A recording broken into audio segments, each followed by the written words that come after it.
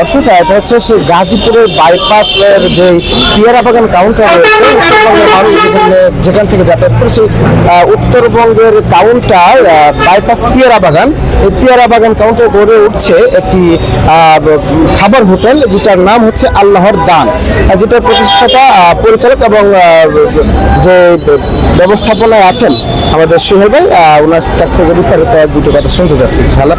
জি, আলহামদুলিল্লাহ, আল্লাহ তাআলার অশেষ শুকরিয়া।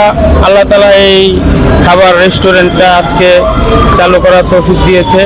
সকলের কাছে দোয়া চাই আল্লাহ তাআলা যেন এই রেস্টুরেন্টটা, এই খাবার হোটেলটা, আল্লাহর দান, সেই খাবার হোটেলটা যেন মানুষের কল্যাণে, দিনী ভাইয়ের কল্যাণে যেন কাজে লাগাইতে পারি।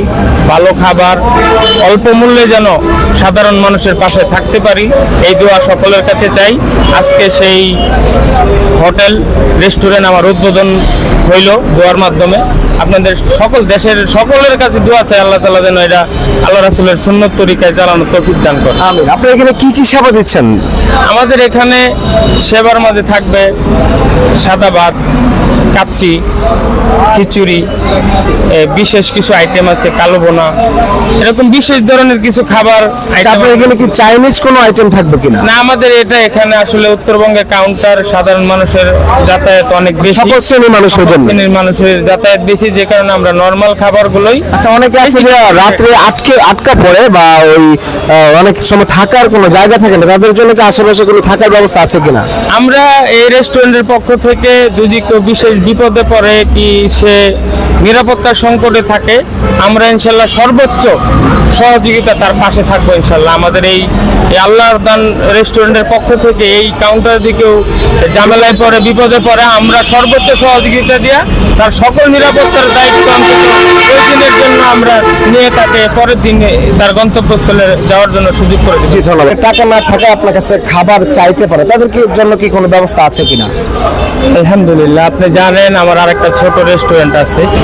ওই রেস্টুরেন্টে আমার বিগত দীর্ঘদিন যাবত আমি ওই রেস্টুরেন্ট চালাইতেছি।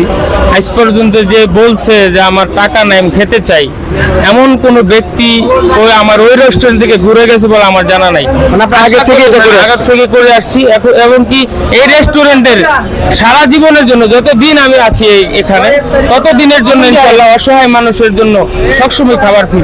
যাদের কাছে টাকা নাই, পয়সা নাই, বলতে পারবে যে আমি খেতে চাই, আমার কাছে টাকা নাই, তার জন্য আমার রেস্টুরেন্টের যে খাবার খেতে চাই সেটাই ইনশাআল্লাহ আমরা। ধন্যবাদ আপনাকে। দর্শক, বলছিলাম শুধু খাবারে নয়, খাবারের পাশাপাশি রয়েছে বিশ্রামের ব্যবস্থা, রেস্টের ব্যবস্থা। যদি কোনো যাত্রী ভোগান্তিতে পড়ে, যদি কোনো প্রকার বিপদের সংকটে পড়ে, তখন কিন্তু রাত্রি যাপন করার ব্যবস্থা রেখেছেন অত্র রেস্টুরেন্টে। দেশের বাইরে থেকে যেখান থেকে দেখছিলেন, ক্যামেরায় আছেন রাজু আহমদ, জাতীয় দৈনিক 21 সংবাদ, গাজীপুর, ঢাকা, বাংলাদেশ।